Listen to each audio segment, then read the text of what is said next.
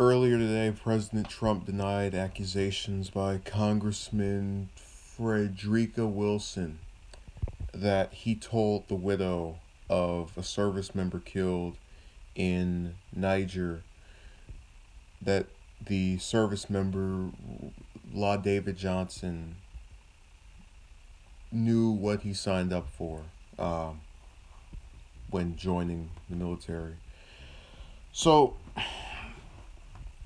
the Congresswoman was in the car with the service member, or rather, Sergeant Johnson's widow, when her conversation with Trump took place, and made this accusation afterward. Trump's exact words were, "I didn't say what that Congresswoman said, didn't say it at all, she knows it. I would like her to make the statement again because I did not say what she said." Now, as for my own opinion on the matter,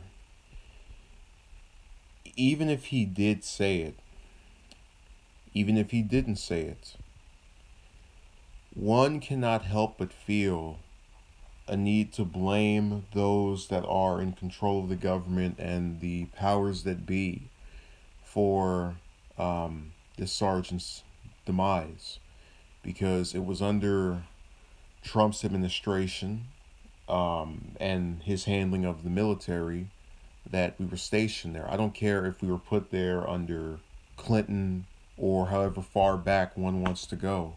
The bottom line is that when you have a person who is seen as the figurehead for an entire organization such as the military, you're going to have those type of accusations made toward you. This is your fault. You could have prevented this. And there are things Trump, I think, could have done to stop it. So even if he didn't necessarily say this, which it wouldn't be that far out of the ballpark given some of his other comments that have made the headlines, but it's hard for me to believe that he tells a widow that.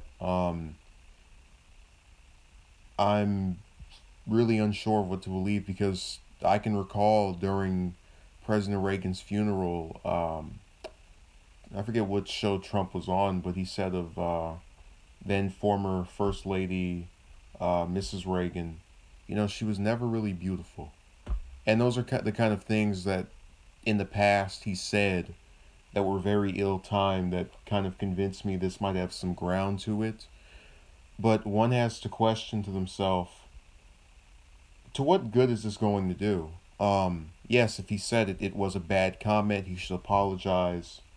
Okay, but even if he hadn't said it, the people who are opposed to him will continue to be opposed to him. The people who are in favor of him will continue to be in favor of him. The people who are opposed to him, such as myself, are more likely to believe this. The people who are in favor of him are going to say that that's not true. Either this woman is being, this widow rather, is being used to, well, she's both, perpetuate some negative claim about Trump by a congressperson who obviously has an agenda that is not in favor of him, or they're going to say that the widow is lying, which, it could go either way at this point. So, one other thing to take away before we conclude. Understand that when you are in a position of power and there are those who are in lower quarters, there is this tendency to search for any reason to otherwise usurp where you are or make you appear to not have the capacity to work in that endeavor. So case in point, this is being perpetuated by a Democrat. And when you have a member of the opposing party being against whatever the president himself of the other party is in favor of, it's not surprising. That's historically how things work. You have a Democrat as president, Republicans opposing. You have a Republican as president, the other way around. That's really where the story starts to fall thin, because you can't have this kind of narrative be that believable if you know the person who's spinning it is already opposed to him. So it could go either way. Like I said, there are things in the past that have come out of his mouth that lend itself toward this being true. Take it with a grain of salt. Do your own thinking. Keep things from the past in mind.